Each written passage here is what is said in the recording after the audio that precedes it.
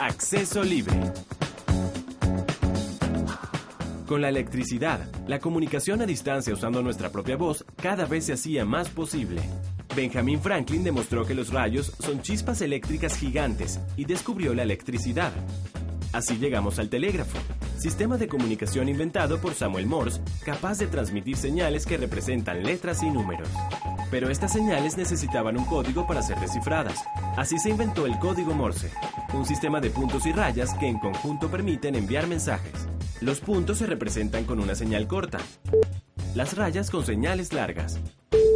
Y cada letra o número tiene una combinación específica. Así, por ejemplo, SOS, la señal de socorro más usada internacionalmente, se comunicaría así a través de un telégrafo.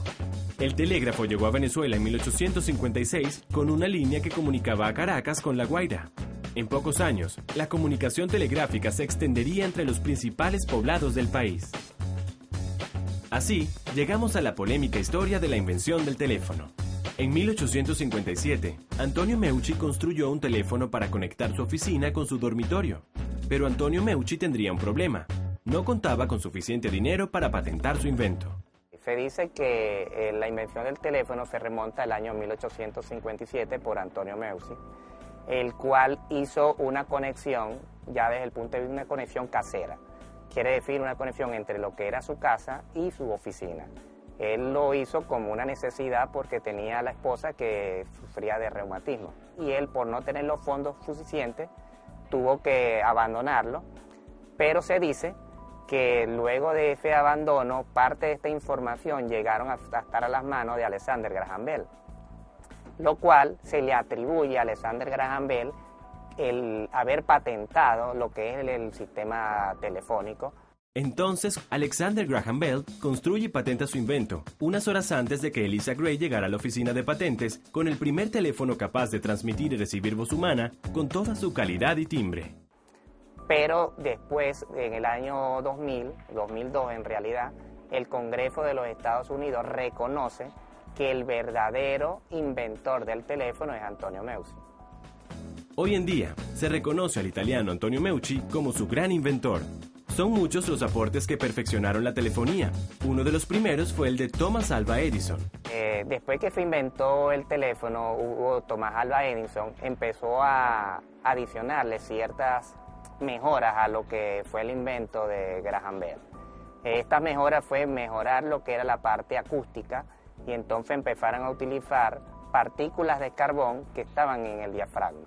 El diafragma era el encargado de recibir las emisiones de voz.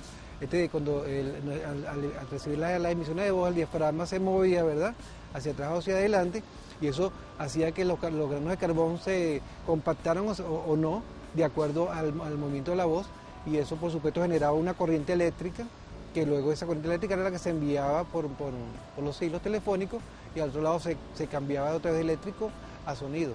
En 1878 comenzó el uso público del nuevo invento.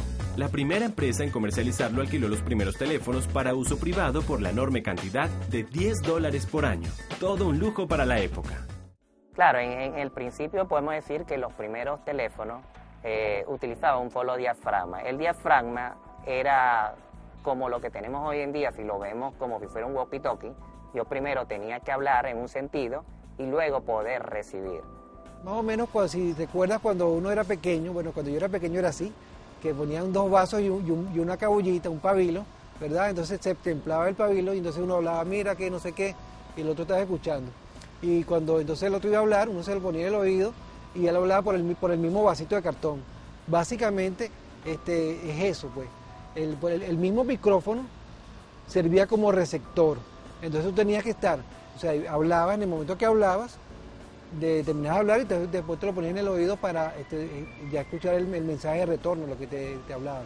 A eso es que se refiere con el uso de diafragma. Los primeros servicios de telefonía fueron posibles gracias a los cableados aéreos instalados para el uso de los telégrafos. Pero con el aumento de los usuarios, fue necesario un nuevo recurso. Al principio se empezaron a hacer diferentes estudios para ver cuál era el medio más idóneo de transmisión.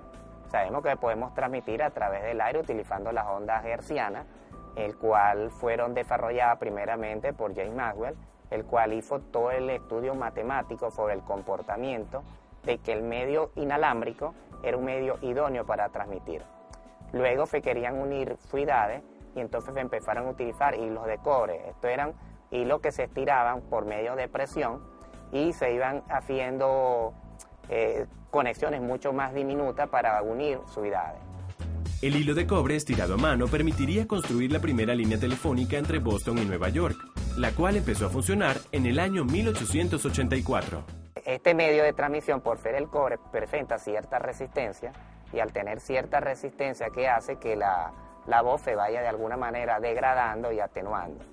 Entonces, aparte de tenerlo el hilo de cobre, se tuvieron que utilizar ciertos amplificadores de audio para poder llegar a grandes distancias. Luego de esto, la cada vez más creciente congestión de hilos aéreos finalmente tendría una solución.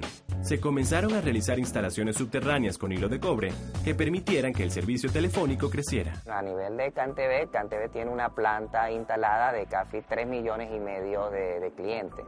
Todos estos clientes, que donde le estamos prestando servicios tanto de telefonía como datos, se conectan a través de pares de cobre que salen desde la central. En 1890 ya la industria telefónica se encontraba en franco crecimiento, aunque en Venezuela tendríamos que esperar unos 40 años más para gozar de este adelanto tecnológico. Acceso libre.